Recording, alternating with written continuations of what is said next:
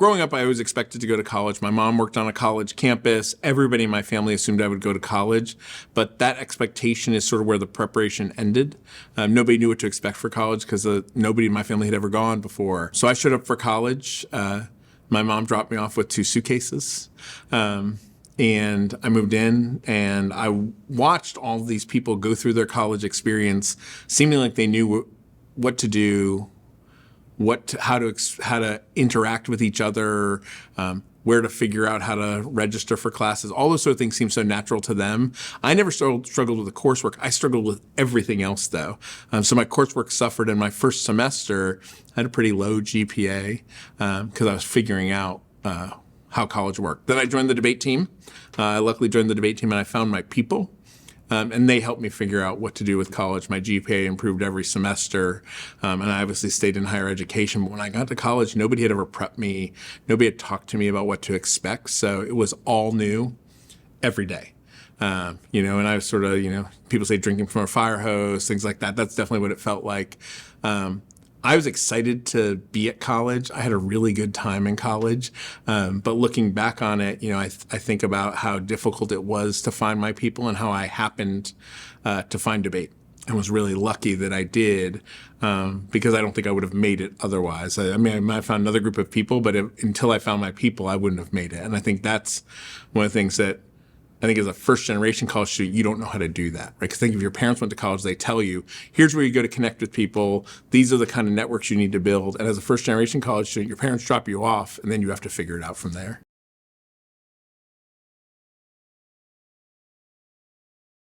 I think you need to have people to rely on and talk to, and I had some friends in my dorm.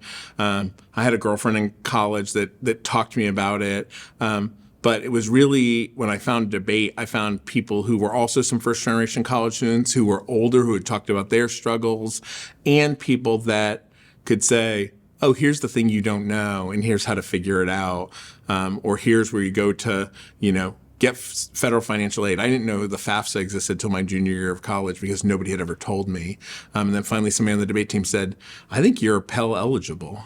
And I was like, what's Pell? Tell me more about this. How do I apply for it? And they said, well, you have to do a federal financial aid form. So I did that for the first time my junior year of college. And all of my friends whose parents had gone to college knew exactly where to find that form, knew what to do. And I didn't even know it existed until my junior year. So I think finding my people were an extra resource for me and advocates for me. So when I was trying to register for classes, they were finding ways for me to find another job, helping me cover shifts on another job so I could start a new one, and going back and forth. I think having that support network was really important. And then there were people that before my junior and before my senior year, I was struggling financially and I was thinking about not going back. And I had people there who were like, you have to come back. We need you back here. Let's figure out a way to get you back.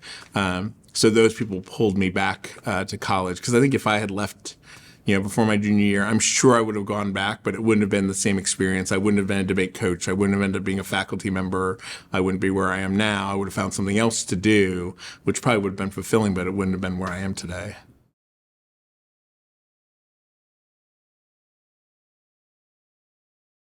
I think I'd always been a curious person. And I think going to college changed how I asked questions because I interact with people who were unlike me. I came from a very homogenous high school where everybody was sort of the same. Everybody was, upper middle class, and I was not. And I came from that background, and then I went to college, and there were people from all over the country that I interacted with. So I got to ask questions about where they were from. And I made a lot of assumptions about people. And then the more I got to know them, the more I started to realize, oh, it's very different from in other places. So I got to ask questions differently. I think it still affects the way I ask questions today. I think the other thing we often devalue when we're talking about college are the connections you make. So when people say, you don't need a college education, just go and get, this certificate and you can go do this work, I think they forget that the relationships you develop in college are going to be the ones that you use for the rest of your life. I still reach out to people I went to college with to ask them questions about things that are going on campus, right? So if they had a particular job after they left college and I'm interacting with somebody who's doing that job now, I still reach out to them and say, hey, can you explain this thing to me? Right? Can you explain this piece to me? And I've tended to view the relationships as the most important part. I think that's why I'm a university president, is because the relationships matter more to me than all of the other pieces of it. And I learned that in college, that those relationships and how you build those relationships is really important. College is where you're going to find your people. And I went to a really large school as a first-generation college student. I don't know if that was the right choice for me. Looking back on my college career, I wish I had chosen a place where we could guarantee you're going to find your people. And I think at a university the size of Fairmont State, it's baked into our DNA that you're going to find who your people are, the people that are going to support you, and the people are going to make sure that you graduate. And I'm one of them, but there's hundreds of people on this campus to make sure you're going to succeed.